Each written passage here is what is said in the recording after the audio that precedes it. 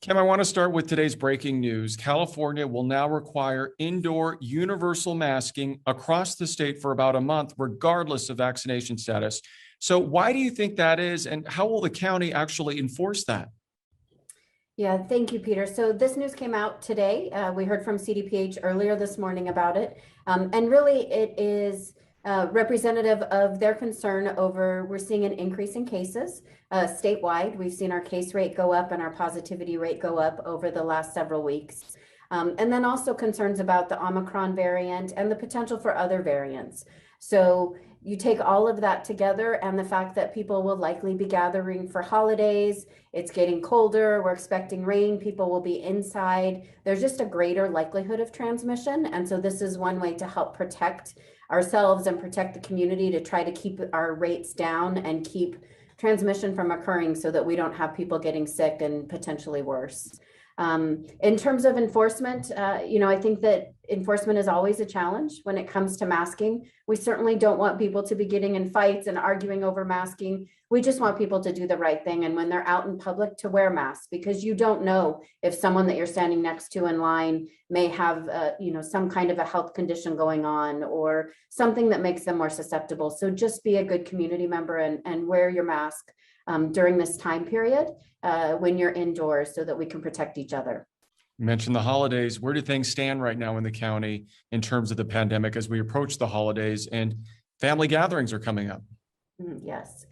So as I mentioned, we have seen our case rate climb up a little bit. So we're up to about 20 per 100,000 right now.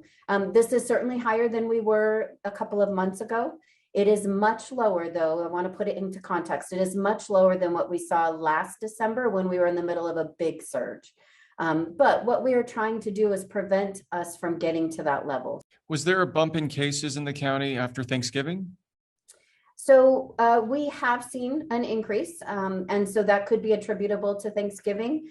We're a few weeks out now from Thanksgiving, so that is entirely possible. But again, lots of reasons that people gather, including colder weather and different events that are occurring. So it's hard to pinpoint exactly what, but I would say that Thanksgiving has contributed to the increase we've seen lately. Earlier, you mentioned the Omicron variant. That still has not been found in the county, correct? That's correct. But you are anticipating that at some point you will find it.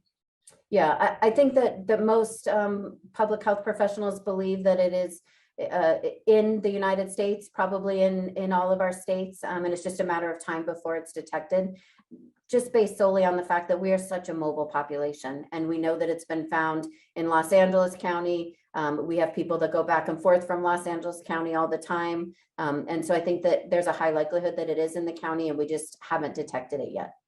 Also, talk to us about the boosters in the county and the recent expansion of the booster, the Pfizer vaccine for people 16 and 17 years old. How is the county's boosters numbers looking right now?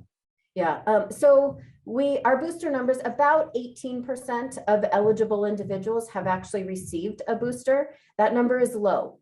We would like for that number to be much higher. And so I think that the important message is that people understand that the booster is really a way to do exactly that, boost your immune system so that you're more prepared to deal with an exposure to COVID, whether it's the Delta variant, whether it's the Omicron variant, or whatever variant it may be. Having a booster shot reduces your chances of getting severely ill, becoming hospitalized, or potentially even dying from COVID. So we need to get that number up much higher. And so definitely want to encourage people to go out and get the booster shot because it will certainly reduce your risk of negative outcome. As far as COVID hospitalizations, how are our county hospitals doing right now? So our county hospitals, they are seeing increased numbers, again, kind of akin to what we're seeing with their case rate. So a little bit higher number in COVID hospitalizations. But I think overall our hospitals are busier than they were when we started this pandemic. And so certainly because of that, I think that we're starting at a higher baseline. And so I do worry about our hospitals being busy right now. And then if we layer on top of that, a surge in COVID cases, that's going to be really difficult for our hospitals to be able to deal with. I mean, we're talking about hospital folks who have been working around the clock for 20 months now. They're tired, and staffing is certainly an issue. And so we want to do everything we can to keep our community healthy and keep people out of the hospital. All right, Kim, as always, we appreciate your time. Thanks for joining us. Thank you for having me.